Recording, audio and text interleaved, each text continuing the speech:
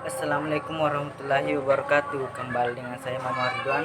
Nah, di sini saya akan menjelaskan tentang teknik pengumpulan data dan pengembangan instrumen penelitian. Nah, di sini saya telah menyiapkan PowerPoint. Nanti saya akan menjelaskan secara detail. Nah, yang pertama, teknik pengumpulan data. Dalam Kamus Besar Bahasa Indonesia, pengumpulan data adalah proses atau cara pembuatan pengumpulan atau menghimpun data. Nah, di sini dalam proses penelitian itu ada teknik pengumpulan data, di mana data itu keseluruhan dikumpulkan.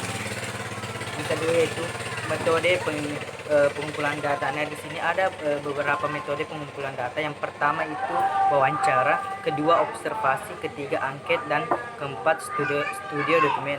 Yang pertama itu wawancara. Wawancara adalah teknik pengumpulan data yang dilakukan melalui tatap muka dan tanya jawab langsung antara peneliti dengan narasumber.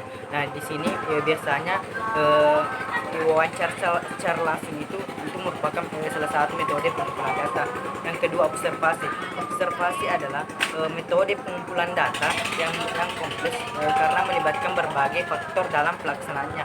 Di sini yaitu peneliti itu mengobservasi sesuatu yang ingin diteliti. Yang ketiga itu angket.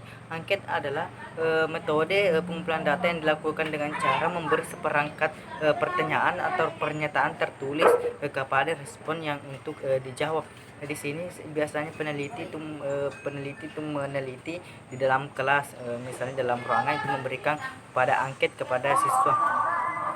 Yang keempat itu studio dokumen. Studio dokumen adalah jenis pengumpulan data yang meneliti berbagai macam dokumen yang berguna untuk bahan analisis. Nah, itulah empat pengguna metode pengumpulan data. Selanjutnya itu jenis instrumen penelitian. Yang pertama itu tes dan non-tes.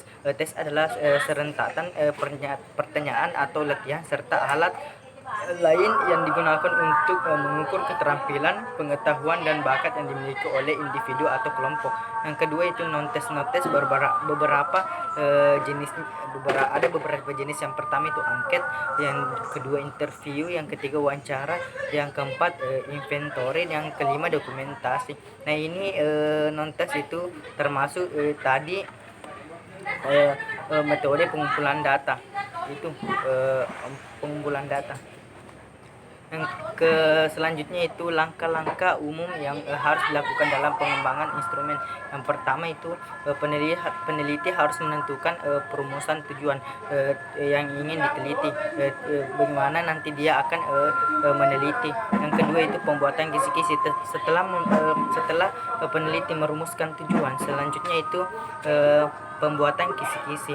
Yang ketiga itu penulisan butir-butir instrumen. Setelah pembuatan kisi-kisi, peneliti menulis butir-butir instrumen yang akan diteliti. Yang keempat yaitu pengujian parameter pengukuran. Nah, setelah melakukan penulisan butir-butir instrumen itu, setelah meneliti itu menguji parameter pengukuran dalam pengembangan instrumen, seperti itu. Baik, itulah hasil materi dari saya, sedikit materi dari saya. Wabillahi taufiq wal hidayah. Assalamualaikum warahmatullahi wabarakatuh.